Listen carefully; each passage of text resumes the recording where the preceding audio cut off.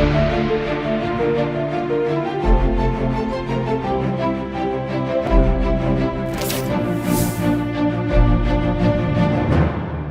के बाद स्वागत है आपका उत्तर प्रदेश बुलेटिन में। आपके साथ मैं हुशिता तिवारी। रुक करेंगे बुलेटिन में आगरा का, जहां जीवनदायिनी रक्तदान शिविर का आयोजन किया गया है। साथ ही बातों की बदायूं की, जहां रजिस्ट्रार कार्यालय भ्रष्टाचार और अनुशासनहीनता का केंद्र बन गया है। ऐसी तमाम खबरों पर विस्तार से चर्चा होगी इस बुलेटिन में।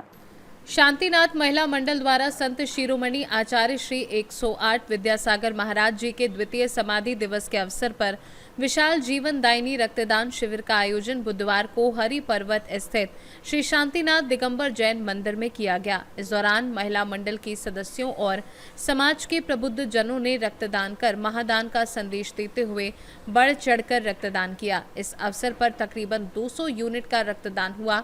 रक्तदान शिविर का शुभारंभ मुख्य अतिथि समर्पण ब्लड बैंक के डायरेक्टर ब्रिजमोहन अग्रवाल, अध्यक्ष योगेश कंसल और सचिव अनिल कुमार गणपति ने चित्रानावरण एवं दीप प्रज्वलित कर किया। अतिथिगण में पन्नालाल बेनारा, राजेश बेनारा, हीरालाल बेनारा, शीतल प्रसाद, सुनील कुमार जैन एवं आदित्य जैन शामिल रहे। विशेष सहयोग श्री दिगंबर जैन शिक्षा समिति, हरि पर्वत फ्रेंड्स फॉर एवर ग्रुप एवं वितराग सेवा संघ हरि पर्वत का रहा। इस दौरान मनोज बाकलीवाल, मेघना बेनारा, सविता जैन, चारू जैन, निकिता जैन, अंजलि जैन मौजूद रहे। मैं शांतिनाथ महिला मंडल की सदस्य हूँ और मेरा बड़ा सौभाग्य है कि शांतिनाथ महिला मंडल का जो ये महारक्तदान शिविर लगा है, इसमें मुझे कार्य करने का अवसर मिला है और विद्यासागर महाराज जी के द्वितीय समाधि दिवस के उपलक्ष्य में रखा है। हम लोग, जहाँ तक मैं सोचती हूँ कि पूरे आगरा में ये अभी तक महिलाओं के द्वारा लगाया गया ऐसा कैंप है कि जिसमें महिला सशक्तिकरण देखने को मिला है और बड़ा रुझान मिला है महिलाओं की तरफ से। पुरुषों का भी सहयोग रहा है, ऐसा नहीं है, पर महिलाओं ने बहुत ही अच्छा योगदान, बढ़ चढ़कर योगदान दिया है। आज विद्यासागर जी की जो मुनि जी हैं, उनकी द्वितीय समाधि लगी हुई है, तो इस पे मैं तो महिला संघ को जो है बहुत बहुत धन्यवाद दूंगा, साधुवाद दूंगा कि उन्होंने इस साल ऐसी प्रेरणा ली कि हर साल ही हम इस तरीके का कैंप लगाएं। उनकी पुण्यतिथि पे हर वक्त कैंप लगाएंगे और अब की बार तो करीब मैं समझता हूँ 150 पौने 200 के करीब यूनिट ब्लड आएगा, लेकिन हमेशा के लिए और भी इससे बढ़ चढ़ करके नहीं ब्लड आएगा, ऐसी ही उनकी सूचना है। मैं अनीता जैन, मंत्री महिला मंडल हरि पर्वत आगरा। मैं अनीता जैन, मंत्री महिला मंडल हरि पर्वत आगरा। आज ये जो हमने रक्तदान का जो समारोह किया हुआ है, वो हमारे आचार्य श्री के द्वितीय समाधि दिवस के अवसर पर किया है। उन्होंने हमेशा परोपकार का काम किया। ये हमारा पहला प्रयास है, क्योंकि हमारे जो गुरुजी थे वो हमेशा परोपकार और जीने दो का काम करते थे। इस बेस पे लेकर हमने ये सब महिला मंडल ने पहली बार प्रयास किया है और हमें समर्पण ब्लड बैंक का बहुत सानिध्य मिला, हमारे मंदिर का बहुत सानिध्य मिला। हमने सोचा था कि 100 यूनिट लिखाएंगे, लेकिन हमारे 200 पार हो चुके हैं और बस ये हो चुके हैं और अभी कार्य चालू में है। ये सब हमारे शांतिनाथ भगवान की कृपा ही समझिए। धन्यवाद। आगरा से सीनू संवाददाता अनुज उपाध्याय की रिपोर्ट।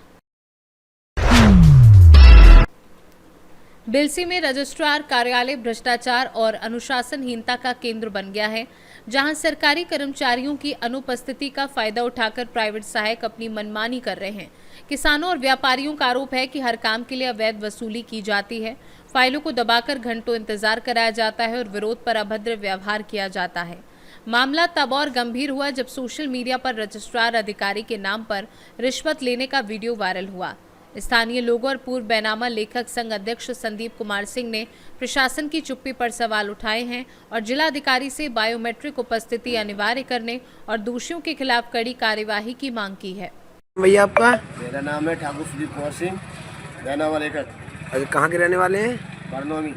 भैया, अभी कुछ दिनों से तहसील बिलसी में रजिस्ट्रार ऑफिस का मामला काफ़ी सुर्खियों में चल रहा है, जो कि प्राइवेट एम्प्लॉय को लेकर के और भी कई मामले हैं। आप क्या कहना चाहेंगे, क्या मामला है ये भैया? अभी 16/2/2026 को एक रजिस्ट्री हमने ऑनलाइन कराई थी और उसका समय था 3:15। दूसरे का समय था 3:40। वो रजिस्ट्री हो गई और हमारी रजिस्ट्री नहीं हुई। कौन सी रजिस्ट्री हो गई, कौन से समय वाली? 3:40 की रजिस्ट्री थी वो हो गई, वो हो गई, और 3:15 वाली नहीं हुई। अच्छा, क्यों नहीं हुई, क्या कारणवश नहीं हो पाई थी? नहीं पता होगा इस कारण, तो क्योंकि हम टाइम से पहुंचे भी थे और जिस पार्टी का हमने बैनामा लिखाया उस पार्टी को हम जितना उसका बाजारी मूल्य बनता है वो हम उसको अकाउंट ट्रांसफ़र 3,80,000 रुपये विद चेक कर चुके हैं और वो उस दिन से आज तक वो पार्टी अभी भी नहीं आई है। वो मतलब कल भी कह दिया कि हम आज नहीं आ पाएंगे और आज भी देखो उम्मीद है कि अगर आ जाए तो ऐसी स्थिति में अगर वो पार्टी नहीं आती है मान लीजिए, तो जो दूसरी पार्टी है जो बैनामा करा रही है उसके लिए कितना नुकसान उठाना पड़ सकता है, इसका खामियाजा कौन भरेगा, इसका कौन जवाब देगा। और जो रजिस्ट्री कार्यालय में जो प्राइवेट लोग इस समय तत्काल में मौजूद हैं, काम कर रहे हैं, वो अपनी मनमानी करते हैं, क्योंकि जब से रजिस्ट्री आई है हमारी इस तहसील बिलसी में जी, मुझे लगता है तभी से वो अपना इसमें कार्यरत हैं। तो इसलिए मैं इस कैमरा के माध्यम से कहना चाहूँगा कि इनको तत्काल यहाँ से हटाया जाए। ठीक है भैया। ये हमारे रजिस्ट्रार साहब बैठे हुए हैं और टाइम से बिल्कुल एक्चुअल टाइम पे आए हुए थे और मैं अभी इनसे पूछना चाहूँगा कि यहाँ पे कर्मचारी जो हैं वो कौन कौन संविदा पर हैं, उनके आप नाम बताएं और अभी तक वो लोग आए नहीं हैं, उनके लिए देरी हुई है, इसका क्या कारण है बताएं सर। हाँ जी बता दो, कितने कर्मचारी आपके यहाँ उपलब्ध हैं? दो हैं, एक छुट्टी पे है, यश पांडे। यश पांडे आज छुट्टी पर हैं। यश पांडे तो कल भी छुट्टी पर थे, आज भी छुट्टी पर है, लेकिन और कौन है? ये कहाँ है इस समय? टाइम देख रहे हैं आप, कितना टाइम हो रहा है? स्पॉट करने के लिए स्पॉट करके आते हैं। अच्छा क्षेत्र में? हाँ, 2 डेली। अच्छा, डेली क्षेत्र में जाकर के अपनी बैनामा की जांच करते हैं, उसके ऊपर उगाही भी करते हैं। फिर वो ये भी सुनने में आया है कि वो लोगों से पैसा की डिमांड करते हैं। कुल कितने कर्मचारी हैं आपके ऑफिस में? कुल कितने? तीन कर्मचारी हैं। कौन कौन है साहब? जो अभी यहाँ रजिस्ट्रार साहब और एक ऑफिसर उपलब्ध हैं, बाकी और कोई नहीं है यहाँ पे, 2 ही लोग उपलब्ध हैं।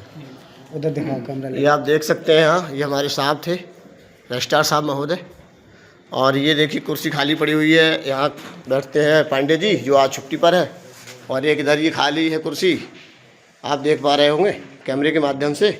यहाँ काव्यान जी बैठते हैं, वो भी नहीं आए हुए हैं, और ये आप देख सकते हैं हाँ ये कुर्सी खाली पड़ी हुई है, ये भी कुर्सी खाली पड़ी हुई है, और इधर ये हमारे वीरेंद्र जी बैठे हुए हैं। वीरेंद्र जी आप बताइए, कब से आप कार्यरत हैं इस कार्यालय में? तो अभी तक ये लोग नहीं आए, इसके बारे में क्या कहेंगे? यहाँ क्षेत्र का टाइम तो बाद का होता है, अरे ऑफिस आना चाहिए, पहले हाजिरी लगानी चाहिए। अच्छा, बदायूं से सीनू संवाददाता आकाश तोमर की रिपोर्ट। इगलास नगर में आयोजित मंडलीय पंडित दीनदयाल उपाध्याय बृहद पशु आरोग्य मेले में बड़ी संख्या में पशुपालकों ने अपने पशुओं का निःशुल्क उपचार कराया। मेले में पशुओं में होने वाली विभिन्न बीमारियों और उनकी रोकथाम के संबंध में विस्तृत जानकारी भी दी गई। पूर्व निर्धारित कार्यक्रम के तहत हाथरस मार्ग स्थित श्री लाल बहादुर शास्त्री इंटर कॉलेज के सामने खाली प्रांगण में मेले का आयोजन किया गया। कार्यक्रम का शुभारंभ मुख्य विकास अधिकारी योगेंद्र कुमार एवं चेयरमैन पति हरीश कुमार शर्मा ने फीता काटकर किया। मेले में आधा दर्जन से अधिक शिविर लगाए गए, जहां पशुओं में बांझपन, मुंहपका, खुरपका सहित अन्य बीमारियों का उपचार किया गया। आवश्यकता अनुसार शल्य चिकित्सा की सुविधा भी उपलब्ध कराई गई। बड़ी संख्या में गौशाला संचालकों ने भी अपने गौवंश का उपचार कराया। इस अवसर पर आयोजित गोष्ठी में डॉक्टर प्रमोद कुमार, अपर निदेशक doctor Jitendra Kumar, doctor Vijay Yadav, doctor हौसला प्रसाद ने पशुपालकों को पशुओं में होने वाली बीमारियों, उनके लक्षण और बचाव के उपायों के बारे में विस्तार से जानकारी दी। गोष्ठी की अध्यक्षता नरेश कुमार ने की। इगलास से सीनू संवाददाता इंद्रजीत प्रेमी की रिपोर्ट। कन्नौज में कड़ी सुरक्षा के बीच यूपी बोर्ड की परीक्षाएं शुरू हो गईं, जिसमें जिले के 96 परीक्षा केंद्रों पर पहली पारी में 25,000 से ज्यादा परीक्षार्थी शामिल हुए। जोनल और सेक्टर मजिस्ट्रेट लगातार अपने क्षेत्रों का निरीक्षण कर रहे हैं, जबकि सभी केंद्रों पर स्टैटिक मजिस्ट्रेट की निगरानी में विद्यार्थियों की एंट्री हुई। पहले पेपर को लेकर छात्र छात्राएं उत्साहित दिखाई दिए और नकल रोकने के लिए सभी परीक्षा कक्षों में सीसीटीवी कैमरे लगाए गए हैं। आयुष यादव कब से तैयारी कर रहे हो बोर्ड परीक्षा? बोर्ड परीक्षा की तैयारी स्टार्ट से ही है, जब से वर्ष चालू हुआ था तब से ही। तो कैसा लग रहा आज तो करने आए हो आप? आज हमारा बोर्ड का एग्जाम है तो हम लोग बहुत प्रसन्न हैं। आज हमारा पूरा साल का जो परिणाम निकलेगा वो पता चलेगा। काफी खुश नजर आ रहे हो। हाँ। तो कहाँ आपका वो क्या है सेंटर आया सेठ वासुदेव सहाय इंटर कॉलेज। अच्छा लग रहा है? हाँ बहुत अच्छा लग रहा है। कन्नौज से सीनू संवाददाता महेश गौड़ की रिपोर्ट। महरौनी कृषि उपज मंडी में करोड़ों रुपए के कथित गबन का खुलासा हुआ है, जिसमें पूर्व मंडी सचिव ब्रजेश तिवारी के खिलाफ मुकदमा दर्ज किया गया है। जांच में फर्जी दस्तावेजों और अभिलेखों के माध्यम से वित्तीय अनियमितताएं सामने आई हैं। जांच टीम में महरौनी उपजिलाधिकारी रजनीश बाजपेयी, वर्तमान मंडी सचिव अनूप यादव और संबंधित अधिकारी शोभनील पांडा शामिल थे। अधिकारियों ने बताया कि रिकॉर्ड और वित्तीय दस्तावेजों की गहन जांच में करोड़ों रुपए के दुरुपयोग के संकेत मिले हैं। प्रशासन ने बताया कि मामले की जांच जारी है और अन्य लोगों की संलिप्तता मिलने पर उनके विरुद्ध भी कार्यवाही की जाएगी। जबकि मंडी में इस घोटाले के खुलासे से व्यापारी वर्ग और आमजन में हड़कंप मचा हुआ है और वे निष्पक्ष जाँच की मांग कर रहे हैं। हमारे साथ मौजूद हैं मंडी के इंस्पेक्टर स्वप्निल त्रिपाठी जी। अभी जो गबन का पूरा मामला है गिरजेश तिवारी द्वारा किया गया करोड़ों का गबन, इस पे क्या कैसी विभागीय कार्रवाई हो रही है और क्या एफआईआर में कौन सी धारा में मुकदमा पंजीकृत किया गया? क्योंकि जब से हम 2022 से जुलाई में हमारा स्थानांतरण बड़गो सागर से महरौनी स्थानांतरण हुआ था, उस समय ऑडिट रिपोर्ट आई थी। तो ऑडिट रिपोर्ट के अनुसार इनके द्वारा तिवारी जी के द्वारा विशेष ऑडिट भी कराया गया था और इसमें इनने विशेष ऑडिट भी करा जो 24 में पूरा हुआ है ऑडिट। तो 24 में पूरा होने के उपरांत इनके ऊपर 1,26,00,000 रुपए का गबन निकला है। गबन निकलने के बाद डीडीए प्रशासन को सूचना दी गई है। डीडीए प्रशासन के द्वारा इनके द्वारा गबन करने के लिए कहा गया और इनके लिए बार बार पत्र लिखा गया। इनके द्वारा कोई रुचि नहीं ली गई। तो बाद में इनके द्वारा रुचि न लेते हुए सभापति महोदय के द्वारा, उपजिलाधिकारी सभापति महोदय के द्वारा एवं सचिव के द्वारा अवगत कराते हुए इनकी कल धारा 409 में एफआईआर पंजीकृत की गई है। और जांच के उपरांत इसमें आया है कि इनके द्वारा गिरजेश कुमार तिवारी के द्वारा जो पैसा गबन का है वो पैसा गिरजेश कुमार तिवारी के द्वारा नंबर 1 में किया है। गिरजेश कुमार तिवारी एवं मीना तिवारी के द्वारा किस प्रकार से इनने ये गबन किया और किस प्रकार से 2 नंबर का पैसा 1 नंबर में कन्वर्ट किया? हाँ, इनने शिक्षार काटे हैं। इनने वो गाड़ी ली थी ना, इनने जो एसएल शिक्षा गाड़ी ली थी उसमें नंबर 2 का पैसा नंबर 1 में कन्वर्ट किया है। जो उस समय की रिपोर्ट के अनुसार बता रहे हैं कि हमारे पास मौजूद शिक्षार भी हैं जो उस समय, चूंकि इनकी यहाँ पर कोई खेती भी नहीं है, जो इनने पैसा किया ना सरकारी पैसे का दुरुपयोग किया है वो इनने इस शिक्षार के माध्यम से किया है। जो शिक्षार की कॉपी भी साथ में है, जो इनने अपनी पत्नी के नाम से शिक्षार काटे हैं और स्वयं के नाम से, चूंकि एक पदस्थ होने के नाते इनकी शिक्षा नहीं कर सकते हैं। अगर ये गबन का भुगतान नहीं करेंगे तो इन पे क्या कैसी कार्रवाई और आगे फिर रहेगी? हाँ, इनकी अगर ये गबन की कार्रवाई अगर ये वो जमा नहीं करते हैं तो इनके ऊपर और भी कार्रवाई की जाएगी। धन्यवाद। हमारे साथ मौजूद हैं महरौनी उपजिलाधिकारी रजनीश बाजपेयी जी। सर, अभी जो मंडी सचिव पूर्व मंडी सचिव पर मुकदमा पंजीकृत किया गया है, क्या कैसा मामला है और आगे क्या कार्रवाई होगी इन पर? गिरजेश तिवारी जी ये लगभग वर्ष 2019-20 में और फिर 2022-23 में मंडी निरीक्षक पद के पद पर तैनात थे और उनके समय की ऑडिट रिपोर्ट में इनके ऊपर करीब 1,26,00,000 का घोटाले का आरोप लगा था। तो उसके संबंध में इनके साथ कई बार विभागीय पत्राचार की तरफ से कई बार नोटिस वगैरह जारी की गई, परंतु इनके द्वारा कोई रुचि नहीं ली गई और जिसके कारण से तदुपरांत यहाँ थाने में एफआईआर दर्ज कराई गई है और उसी के उपरांत जांच के बाद विधिक कार्रवाई इनके ऊपर की जाएगी। धन्यवाद। ललितपुर से सीनू संवाददाता विकास सोनी की रिपोर्ट। वाराणसी जनपद के पिंडरा विधानसभा क्षेत्र में पिंडरा विधायक डॉक्टर अवधेश सिंह ने काशी द्वार योजना को लेकर एक महत्वपूर्ण प्रेस कॉन्फ्रेंस आयोजित की। इस दौरान आसपास के ग्राम सभाओं के सम्मानित ग्राम प्रधानों सहित बड़ी संख्या में स्थानीय लोग उपस्थित रहे। प्रेस वार्ता में विधायक ने स्पष्ट रूप से कहा कि किसानों के साथ किसी भी प्रकार की राजनीतिक रोटी सेकने का प्रयास न किया जाए। उन्होंने कहा कि यदि कोई किसान अपनी जमीन नहीं देना चाहता है तो उसकी जमीन किसी भी स्थिति में जबरदस्ती नहीं ली जाएगी और न तो किसी अधिकारी द्वारा दबाव बनाया जाएगा। विधायक ने आरोप लगाया कि विपक्ष इस मुद्दे को राजनीतिक रंग देने का प्रयास कर रहा है और वर्ष 2027 के चुनाव को ध्यान में रखकर भ्रम फैलाने की कोशिश की जा रही है। डॉक्टर सिंह ने किसानों को आश्वस्त करते हुए कहा कि सरकार उनकी भावनाओं और अधिकारों का सम्मान करती है। विकास कार्य जनहित में होंगे, लेकिन किसानों की सहमति सर्वोपरि रहेगी। विधायक जी, क्या उद्देश्य रहा आज एक बार फिर से आप पिंडरा में प्रेस कॉन्फ्रेंस किए हैं, क्या उद्देश्य?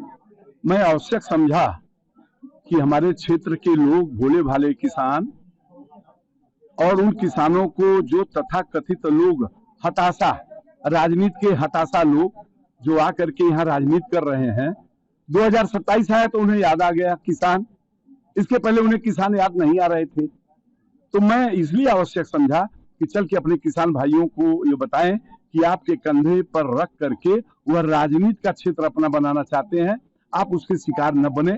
इसीलिए मैं आज ये प्रेस कॉन्फ्रेंस किया हूं। और वह प्रेस कॉन्फ्रेंस मैं बार बार कह रहा हूं कि आपकी जमीन कोई लेगा नहीं, ना आपके पास कोई जाएगा। आपकी जमीन आपकी इच्छा है तो दीजिए, वरना मत दीजिए। बार बार देखा जाए तो अभी सपा का प्रतिनिधि मंडल आया मिलने किसानों से और एक दिन बाद डीएम से मिले और फिर मामला कुछ ठंडे बस्ते में हो गया, लेकिन कुछ लोगों के द्वारा कहा जा रहा है कि नहीं, हमारी जमीन आपको जबरदस्ती ली जाए। कोई कुछ कहे मैं नहीं जानता। मैं यहाँ का जनप्रतिनिधि और जिम्मेदार व्यक्ति हूँ और वक्तव्य दे रहा हूँ। किसी के साथ कोई जोर जबरदस्ती नहीं होगी। जो स्वेच्छा से देगा उसी की जमीन लेंगे, वरना जमीन किसी की नहीं ली जाएगी। बिल्कुल।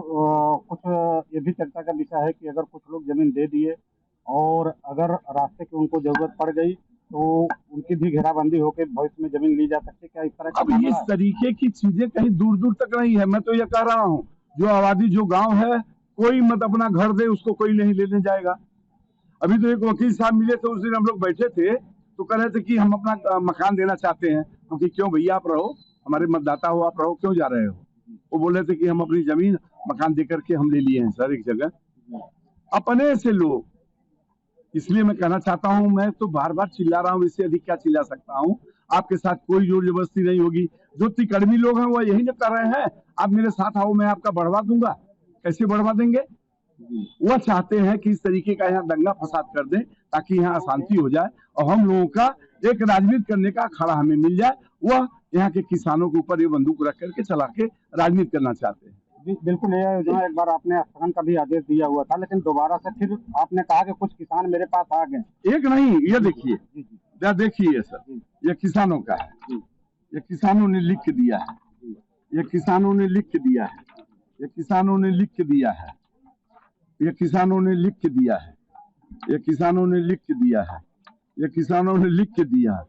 ये किसानों ने लिख दिया। ये किसानों ने लिख दिया। ये किसानों ने लिख दिया। ये किसानों ने लिख दिया। ये किसानों ने लिख दिया। ये किसानों ने लिख दिया। ये किसानों ने लिख दिया। ये लिख के क्या दिए कि हमारी जमीनें आप क्यों वो योजना बंद कराए हैं, अच्छी योजना, हमारी जमीन आप इसको ले लीजिए। बिल्कुल। अंत में आप किसानों को क्या कहना चाहेंगे? मैं किसानों से ही कहना चाहता हूं कि यह योजना जो है, इस योजना ये आपके लिए लाभकारी जरूर है, लेकिन निश्चित रूप में मैं आपसे कह रहा हूं, जो लोगों को यह भ्रम फैलाया कि आपकी जमीन ले ली जाएगी, मैं कह रहा हूं कि कोई जमीन नहीं लेगा, उनके पास कोई जाएगा कहने के लिए कि आप जमीन दे दो। स्वेच्छा से जो देना चाहते हैं दे, नहीं देना चाहते हैं मत दे। धन्यवाद। वाराणसी से सीनू संवाददाता आशीष मौर्य की रिपोर्ट। उत्तर प्रदेश बुलेटिन में फिलहाल के लिए बस इतना ही। देश और दुनिया की तमाम बड़ी खबरों के लिए देखते रहिए सी न्यूज़ भारत।